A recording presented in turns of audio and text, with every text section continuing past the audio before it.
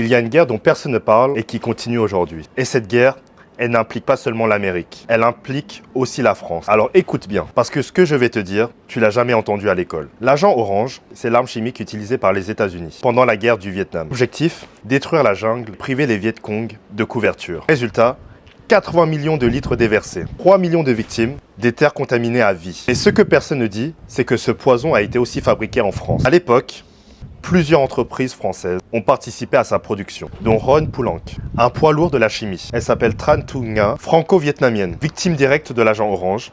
Dans les années 70, elle a été contaminée sur place. Aujourd'hui, elle souffre encore.